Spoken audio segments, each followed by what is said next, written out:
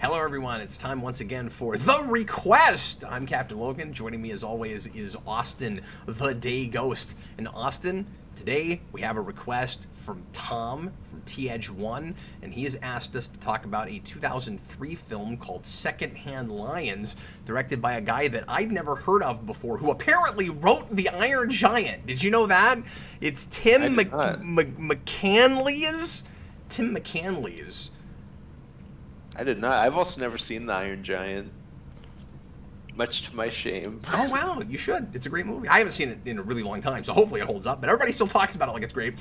Anyway, you know, the Fleischer influence and all that, and kind of tugs at your heartstrings. Today we're going to talk about Secondhand Lions, period piece about a kid who goes to a farm with two great uncles that he didn't know about who don't want him there, and they have a fortune that his mom is trying to get her hands on, and she's just using her kid and doesn't seem to really care about her kid that much, and she just sends him there so that he'll find the money. And there's a big question as to how they got all this money and why they have it, and they're kind of just on this farm sitting around waiting to die because they're past their prime and kind of out to pasture. And then about half an hour into the movie, they buy a lion. That happens, and then there's a lot of flashbacks about Hub, who was apparently in the French Foreign Legion in the 20s, and that ostensibly that's supposed to explain how he got his fortune, that he was in love with the daughter of what was it, The Iron Sheik? Yeah, that's what. Yeah, the Sheik, and the whole thing is kind of an unreliable narrator, and the assumption that I made the whole movie is that none of that was actually true.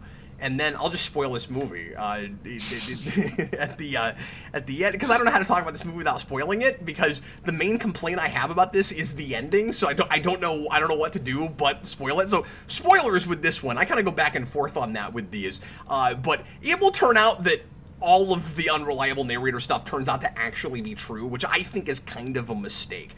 But we'll talk about all of that. Anyway, this is kind of an odd one, and I'm not sure where to start with it, Austin, so I'll just give you the floor and let you flip your sign, and tell me what'd you make of 2003's Secondhand Lions?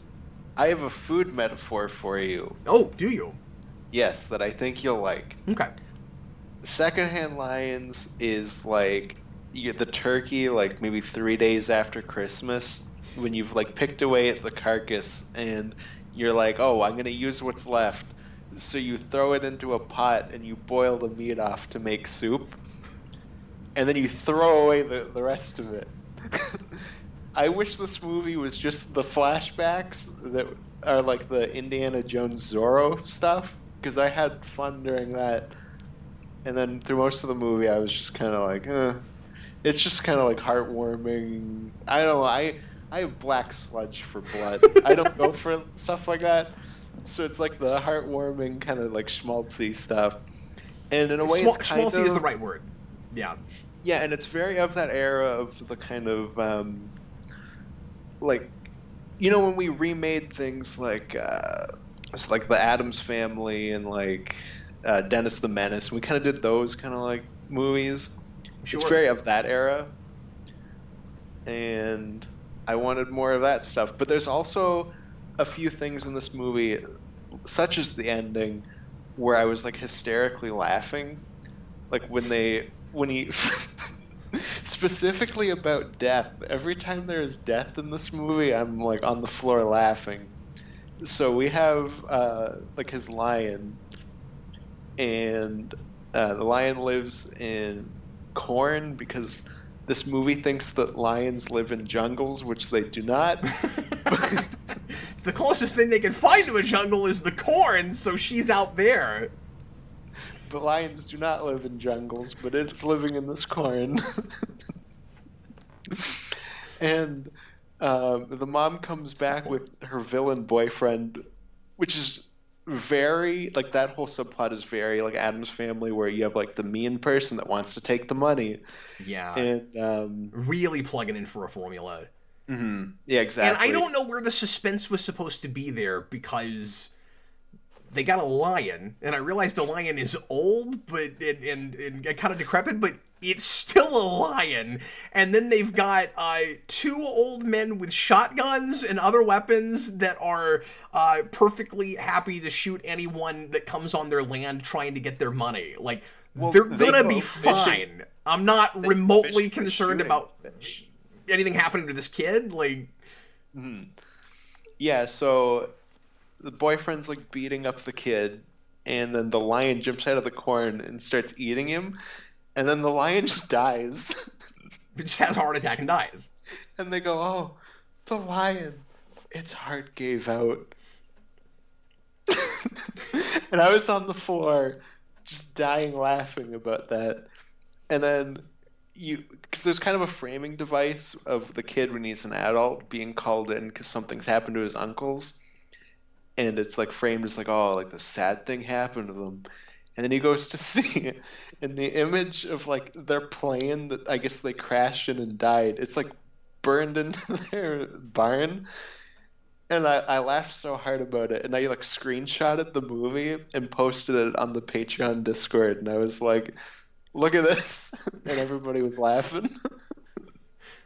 It's funny. You definitely had a different experience than I did with this. I think, like, I first of all, I did not have the thing you did where I wanted the whole movie to just be those flashbacks because that would not have been interesting to me unless there was like a real, involved story in some way. Oh, Uh, absolutely. like Yeah, like all of that felt like it was just it's very throwback stock and and yeah, it's generic. stock. Love letter to like old film serials and stuff. And like you said, it's very Indiana Jonesy. So like at first I thought that the kid going to the farm and Michael Caine telling the story was going to be its own framing device for that stuff until we got into that stuff, and then it seemed really over the top and impossible, and there's no way it actually happened, and then it turns out it all happened. Which I feel very strange about, and part of that is because of because of what the main theme of the movie is and the message of the film, which I want to get into after a while because I think it's undercut by all of that. But when we get to that, I'm like, well, there's no way this is the whole movie now because now we're in fantasy land and it thinks it's an Errol Flynn movie, and yeah, there's obviously some Zorro and stuff in there too, and then it isn't that. And I was kind of relieved because I was afraid that it was suddenly turning into, I don't know, like Princess Bride or something. Uh, and so I was kind of relieved that it wasn't that. And it was like I said earlier, like you said schmaltzy. That's definitely the right word. This movie is it lays on the tugging at your heartstrings stuff too thick. It's a little too cheesy for my taste. And I guess part of the problem for me is this kind of stuff, like with you, doesn't tend to resonate with me. As hard as maybe it does for some other people. So, I mean, I don't want to be too hard on it. Like, uh, there's definitely a decent story here buried in this. I just think that it's laid on too thick and it needed maybe another draft. Like, this struck me as almost an attempt at like an Oscar bait thing. Yeah, I had that thought too. There was a specific shot where Haley Joel Osment was crying, and I was like, "Oh, this is like the clip they put in for the Oscars." I think it's writing wise. I think it's kind of a notch above. And this is a completely different kind of movie, but I'm thinking about just more of these kind of somewhat trite like for lack of a better way of putting it, somewhat emotionally manipulative kinds of movies. But something like The Bucket List, which should be a better movie than it is. Like it's a neat premise. It's got it's kind of a star vehicle for older. I guess it's got more in common with that than I realized it did when I mentioned it. It kind of a star vehicle for older actors that they're the real reason the movie is getting made, and they're maybe a little bit better than the script that they're making. That's a Jack Nicholson movie. I don't know what he's doing in that movie, and this kind of had that a little bit, where at first glance I'm like, oh, there's a real moving story here, and then I'm like, they're trying too hard, and it's a little bit manipulative. Talking about manipulative stuff, some of that for me is just in the score. Like right away, this movie comes out in 2003, and it's got the score of an early 90s, like kind of Angels in the Outfield kind of movie, where it's just really driving home too hard, like you're supposed to be feeling something, and I'm like, yeah, just let me have that experience if I'm going to. I wish it was a little bit of a subtler score with just 3 fewer strings in the string section. But yeah, I think I probably, the way you're talking about it, I think I probably liked it maybe a little bit more than you did. I did find, getting into the third act, that I was genuinely moved initially by the hub speech about how it's more important to believe in something that it is for the thing that you believe in to be true. The difference between, like avoiding the shattering disillusionment, the idea that, and like how important it is for children to believe, he says this, that people are generally good. And he says, even if that's not actually true, like you have to live your life with some kind of a code and with some integrity, and believe in the good in people, even if you see the opposite of that sometimes. And he gets that, the kid gets that speech, and then he's told later that these guys got their fortune through bank robberies, and that they worked with Al Capone and stuff, which was a more believable story than the one we got about the 40 years running from a bad guy doing all this kind of swashbuckling stuff and just going on adventure after adventure. All of that was kind of impossible to believe, and the flashbacks are shot like it's it's a silly fantasy thing, and it didn't actually happen.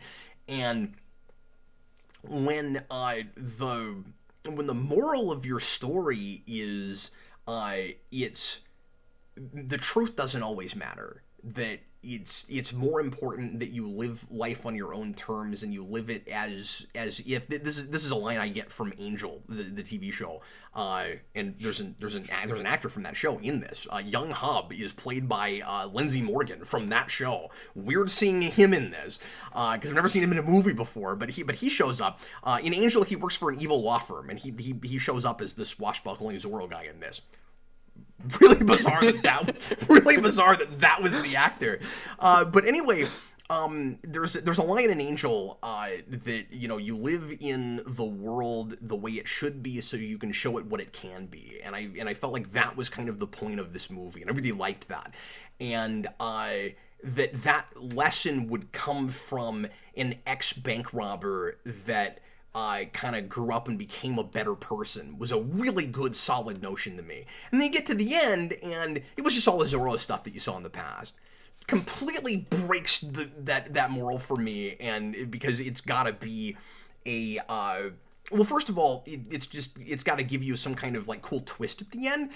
And then it's there just so that it's a feel-good movie, and you can walk out of the theater feeling good about yourself. And like, yeah, it lost me with that whole thing. It's a very stock twist too, where it's like, oh, the Sheik's grandson shows up. I was like, I feel like I've seen this a million times. And I guess on a superficial level, I sort of like the idea that they were that these two guys were legends to him in the same way that the Sheik was a legend to the kid, where he's like, oh wait, they were real, like they actually lived. Like in a vacuum, I kind of like that, but it sort of it ruins what the one original thing that the movie gave me to actually think about, and that kind of broke it for me. Yeah. Yeah, that's fair. That's pretty rough. And I did think about that too watching it, because you, like you said, you have that whole speech about how you kind of just have to, like piece your like stuff together even if it's not real. And nope. Yeah, almost like a fake it till you make it sort of message, where it's like, well, maybe other people keep proving to you that they're not inherently good, and people don't tell the truth, and it sucks to have to live in that world, but you can make the world better by living in it as if it's not that way. So almost a sense of denial that's constructive. Like, that's an interesting notion. Because it suggests that there's a reason for things like serials and Golden Age comics and things like that. Like, for that whole idea to work, and then the kid grows up and he's working in newspaper comics. And so he's in kind of this field of like make people feel good, forget about their troubles, that kind of thing. Like, it's not the same thing as comics and pulps and stuff, but it's somewhere in that vein. Like, I think we're doing something with that, and I think for that whole thing to work, the flashbacks have to be fake. Just the more I'm thinking about it, I don't think it makes any sense for them not to be fake. Like, I wonder if that's maybe like the point of it seems to be there's a reason for these lies. It has to be a lie. I wonder if maybe that was originally the idea, and maybe like a producer or somebody was like, "Hey, no." Was it a studio mandate of some kind? Because that framing device feels way tacked on. Like an idea they had at the at the end of it. And maybe it's not. I mean, maybe this is the script that this guy wrote wholesale, because everything I was able to find on this movie made it seem like he basically just wrote a script and they filmed it, but he wrote and directed this. But I don't know if that's true. I don't know how much I believe that. Yeah, I don't know. I didn't really like dig into the making of it or anything. I did 5 minutes of cursory research, Yeah. but I didn't see anything on that. But yeah, I did more research on Purina Lion Chow, the movie. Yeah, I don't love the bookend, or I don't love that it is a bookend. I don't mind the idea that he grows up and he uses the old uncles that aren't with him anymore, or I guess that aren't with him by the end of the movie anyway, as like the backdrop and inspiration for his comic strip. And there's a theory that the writer of this was looking at the creator of Calvin and Hobbes' background, and that was where the idea came from in the first place. So it might all stem from comic strips in the first place. I'm just not sure. But I wouldn't have made it a bookend, because when we get to the end and we go to the present day, I assume it's present day, and he's all grown up now, it's 17 years later or whatever. I guess that wouldn't be the present day if it's 17 years after mid-60s, whatever. Anyway, but whenever we are at that point, I had completely forgotten that we opened this with that bookend, and it did not matter that you gave me that at the beginning. Like, there was no reason to jump ahead and then jump back and do that old chestnut. I didn't even remember it. Well, yeah, and it's like it's not super fresh in my head. Like, this Friday, watched it Wednesday, and it's not sticking with me super well. But I think, if I remember correctly, I think the opening and how it starts back at the end are just like the same shot that like plays twice. Oh, maybe where it's so. like it goes in and he like picks up the phone and they're like, "Oh, it's your uncle's." I think that is what they did, actually, now that you say that. Maybe we're wrong, but yeah. Hmm. Yeah, like I could be wrong about that, but I think that's what they did. Question mark. That's for the fans to decide. Did you find very much about this movie funny? Because it seems to be kind of a comedy first. Um, Or at least it's a quirky drama, if it's anything. well, it was a lot of stuff, like I said, like when the lion died and when the Well, did uncles you find died. anything that they But wanted you to laugh at actually funny, though? um, I don't know. I guess it was funny seeing Michael Caine shoot a fish out of the water, I guess. Because, I mean, I think that, I mean, maybe not like laugh out loud, ha ha funny, but I think this is a movie where you're supposed to find the kind of, offbeat stuff that the old men are doing outlandish and amusing. It is funny that they buy this lion and they're like, okay, we're gonna hunt it, and they walk up to the crate and they got their shotguns on it and they're like basically just gonna shoot it the second the door opens, and when they realize it's old, they're like, oh, we can't shoot it, it's in a crate. That wouldn't be sporting. Yeah, that's exactly what they were gonna do. Well, I think they were. No, I don't think that's what it is. They're looking for adventure and danger because they want to go out on that kind of note. And ultimately, it's because that's the way they lived their lives before, and they're old men now that are, again, like kind of put out to pasture, so they can't do that anymore. Particularly Hub, who is kind of waiting around, really waiting around to die. Like, in a way, they both are, but he has, like, an actual death wish, and initially. And, by the way, I'll also give them the scene. I think the sleepwalking thing is kind of contrived, but the scene where he's out sleepwalking on the beach and the kid comes to him and asks him to tell the rest of the story, and then the kid makes him swear that he'll try to live long enough to see him like grow up and go to college and stuff. I liked that speech. I like that scene.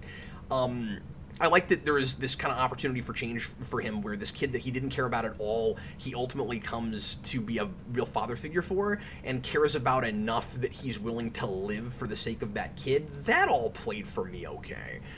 But he is, before that, I'm going to get that point in there. He, before that, is kind of, is wanting to die, and he says, like, you don't expect me to die of old age, do you? Like, we gotta go out on some kind of, cool note, which is why they wait till they're 90 years old and then get in an airplane and there's something kind of inherently funny about that, I think, where it's like, I don't know, they're lucky they didn't die of old age before they finally got in the airplane. And is it the same airplane they bought 17 years ago? Did they never put it together until then? They bought, like, an airplane in parts that they were gonna have to put together. I guess they finally did it almost 20 years later. But I think the whole thing with the lion, this is where I started with this whole thing, was they were expecting to open the crate and the lion would jump out and try to get them, and then they would shoot it as it was coming after them. That is what it would be, but it's still just in the crate, so it'd be like, open the door, boom. Maybe they would have backed off. Well, they didn't, though. They didn't back off. No, they were like right at it, so either way they were going to shoot it in the crate. I just thought that was amusing. That's fair. This movie also has the Kingsman bar fight scene, just kind of out of nowhere. That was strange. I thought it was fun, though, that Hub beats up all these guys. Well, it's to prove, and again, this was really playing for me until we find out that the flashbacks are actually true and that it's not an unreliable narrator. That scene is there to prove that this guy is actually really capable and can hold his own in a fight even as an old man. And I kind of like that he beats up all these punk kids and then takes them to his house and nurses them back to health. That's pretty good. I like that a lot. They just like hang out with him after. Yeah, well, and like he straightens them out. Mm-hmm. No, that part's really good. I like that. I was just in the moment. I was like, I'm in Kingsman all of a sudden. I didn't have that thought. That's funny. Weird, because he gets up and he starts giving a speech about how they should stop being punk kids, and then he beats them up. I've only seen that movie once, so while the kid watches. Yeah, I forgot that there was a speech like that in that movie. I just remember the violence. Of course, sweet, beautiful violence. Austin, there was a thing in this movie that distracted me all the way through that made it very difficult to pay attention to exposition. And the thing that distracted me the most was the thing giving the exposition, and that is... Michael Caine's accent? Michael Caine is horribly miscast in this movie. It makes no sense that it's Michael Caine. The man cannot fake an American accent to save his life, and he certainly can't fake a Southern Texas accent. What are you doing? I know, it's rough. I had that with two out of the three main actors, because you have Michael Caine doing his, like, really bad American accent that basically slips into his British accent. He's trying so hard not to do his normal voice, but the problem is he's not doing anything different with his mannerisms or facial expressions or anything. So if you're familiar with Michael Caine at all, you're hearing his British accent even when he's not using it. There's no way around it because of just the way he holds his mouth and carries himself and stuff. And he still isn't. I think the big thing that's making the British accent still come through is like he's so focused on hard R's that he's not thinking about article adjectives. So he'll at the end of phrases he's always like, I'm gonna. I can't think of a good example. Hard R's at the end of words. Yeah, but he won't pronounce the word the. It's always his Michael Caine's normal da bus or da house. Like it's always da. It's never the, and he still talks like that. So it's already too British. Yeah, exactly. That was really distracting, and we should also outlaw hiring kid actors, specifically boys, when they are of a certain age. So that I don't have to hear, oh yeah, I'm living with my two uncles for 2 hours. For the record, I didn't have that. You're right that he's right at that prepubescent age, but I wasn't getting any voice cracking or anything.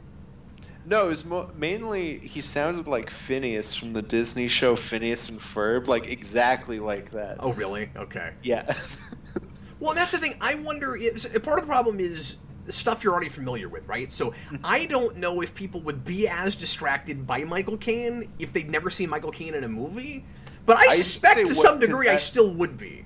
No, because his accent's just really bad. I think, like, no matter what, if you've heard people speak before, you would know. That's the prerequisite. I've heard say like Australian actors before in movies that I've never, like, I don't know the actor, but they're clearly Australian because they can't do an American accent, and too much of that comes out. I mean, I had that with Dez. And it's not even like, because there's like a specific American accent that a lot of British actors I realize have. Michael Caine is an Australian, but I've had that more with Australian actors than I have with British actors. But it's not even like a Cumberbatch American accent thing, which is what a lot of British people do, where it's that kind of like talking slower to kind of hide your accent thing. Yeah. It's just straight up like, no, like just he can't do it. And the thing is, Michael Caine is a fine actor, and he's well liked in all respect, and he's in a million things, but he's not like a star vehicle kind of actor. Why did it have to be Michael Caine? Like, when I think of Michael Caine as being Michael Caine, like, not like, obviously, you know, I think he's a good actor and he's, you know, great and stuff and can play different types of roles, but I don't think of him as being able to play like anyone from around the world like this. No, I don't either. Like, Michael Caine's got to be a British character. Well, he's a Keanu Reeves kind of actor where yeah, he is, or like Walken. And I don't mean he's anything like Keanu Reeves. I just mean that you hire him to do a specific kind of job, and when a script calls for that guy, that's who you get. So he's versatile in the sense that you can superimpose that into a number of different kinds of roles, but there's a lot of stuff that it would not make sense to have Michael Caine do. This is one of them. And this is his version of Keanu Reeves in Bram Stoker's Dracula, where he has to be British. Yeah, or in what is that? It's not Much Ado About Nothing. What is it? There's a Shakespeare movie in the early '90s where Keanu Reeves is a villain, sure. and he's horribly miscast, and he's doing an accent, and it's awful. Yeah, I'm not sure. I don't know what that is. I'm rusty. It's been since college since I saw that movie. But anyway, you reminded me of that also. Yeah, just don't cast these people in things like that. I've been, I don't know, I guess I've had more negative things than positive to say with this. The sign flip is difficult because I think it is a green until I get to the end, and the thing I really latched onto that I thought was actually, dare I say, kind of profound, was totally deflated. And that makes it really hard not to flip red. So, man, you know what? It's funny. I came into this thinking I was going to flip green. And then talking about it made it worse. And part of the reason I haven't flipped yet is because I've been on the fence this whole conversation. I think I'm a lukewarm red on it. I don't hate this material. It was an enjoyable watch for the most part, but I felt a bit insulted by the ending. Mm-hmm. This is my sign. I'm just gonna put them together. Okay. I don't know. Because I have the opposite, where the stuff that really made me laugh was at the end. So, like, that bumped it up more. I don't really know where I land on this either. Probably, like, around you with, like, a lukewarm red. It sounds like you had a hard time taking it seriously in the first place. Well, like I said, like, I have a hard time with... like that kind of schmaltzy thing. I have no heart. I am a cynical a-hole. No one likes me. That's goes over me completely. But I mean, that's not to say that you don't like movies that make you feel things or that you get invested in, because like obviously you had that just fine with the last thing we reviewed. No, my favorite comedy is The Exorcist. It keeps getting funnier. But you're just saying if it's too cheeseball and it's kind of emotionally manipulative like that, that doesn't work on you. Yeah, exactly. Like, there's obviously stuff like I was on the public Discord today talking about, like, the Guardians movies, and I think both of those are like very effective for stuff like that. There's just an example. Yeah, exactly. Well, that's a good example because that's also a comedy. So it's not like, if it's trying to make you laugh and also it's got some heart and it's trying to make you feel something for, say a tragic protagonist or something. It can't do both. Mm-hmm. Yeah, exactly. I don't know, these kinds of just feel-good movies. I don't know. They just don't, like, hit me the same way. Well, and as I said, like, that totally feel good is not the direction this was going. I mean, it was in the sense that it was clearly going to have a happy ending, but it was too happy of an ending. It was like we wrapped a bow on even the background and the flashbacks. The happy ending should have been the kid still believes in these guys even though they turned out to be bank robbers. And I'm not trying to rewrite the movie. That's where it was going. Like, that was the movie until it wasn't. Mm-hmm. Or you leave it ambiguous. You just make me wonder at the end which direction it was. And to be honest with you, that's more what I thought was going to happen. And then I've only watched this once, so it's possible that there's something I'm not thinking about or that I missed.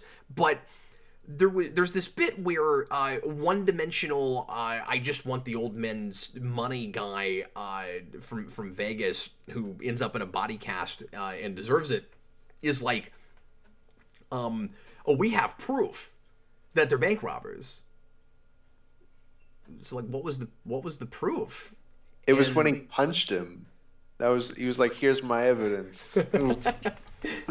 But they came on the farm like we're positive that these guys worked for Al Capone, and what you're talking about there's no evidence for. And then at the end of the movie we have evidence for the Sheik, but not for what they were talking about. And I don't think the idea was supposed to be that they just pulled that out of the other side of their face. Like it really seems like they had a reason for thinking that, because it comes out of nowhere, and I'm pretty sure that that's the reason they showed up, was we figured out these guys are bank robbers. They should have just played it ambiguous, and both the Iron Sheik and Al Capone show up at the end. Wait, they really lived? You got like a 95-year-old Al Capone? They really lived? I always thought they were just in the pictures. That's amazing. Oh, it's also really convenient that the kid finally finds the money, like 2 scenes before the mom shows up looking for it.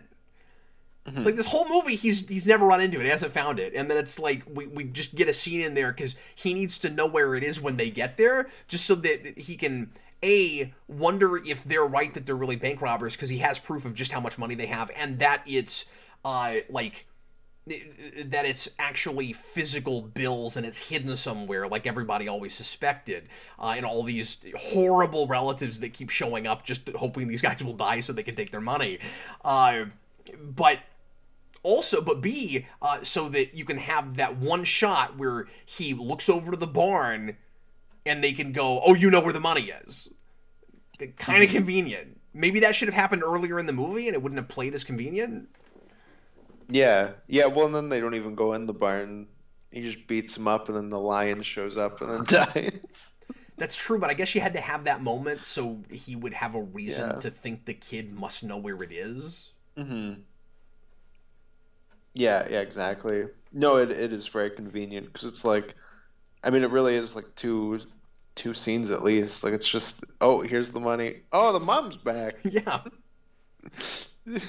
But anyway, she showed up with the villain of Addams Family Values. They're gonna take the money. I enjoyed this more while I was watching it, and it's fallen apart more while we're talking about it, which is a bit of a bummer. Well, it's that kind of movie, right? Like, it's just you feel good in the moment while you're watching it, and then you feel good. It had every potential to be a little bit more than that. But anyway, well, folks, thanks a lot for watching. Hope you enjoyed it. And Tom, thanks a lot for the request. Next time, we're going to be tackling, what is our next request? Okay, a movie from 2010 requested by Blake on Patreon called Boy Wonder. And I don't know what that is.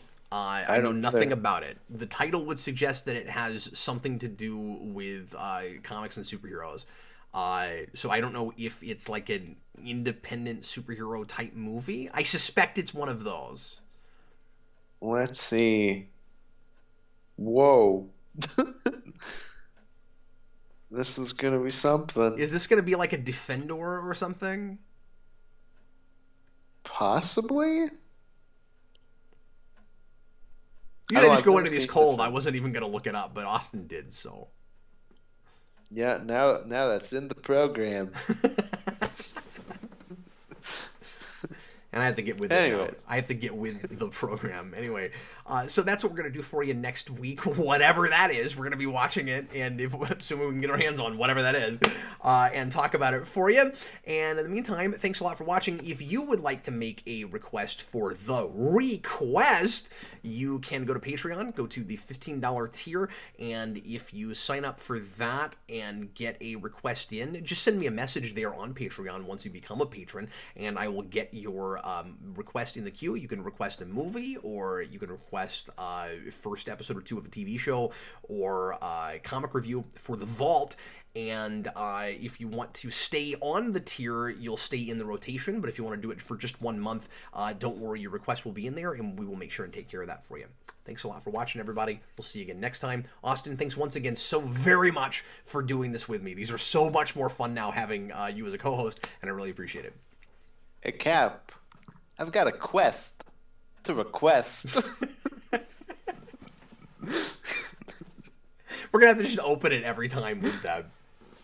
Exactly. That's the theme. And he needs more cowbell, apparently. Anyway, thanks for watching, folks. We'll see you next time. Bye, everybody. Bye.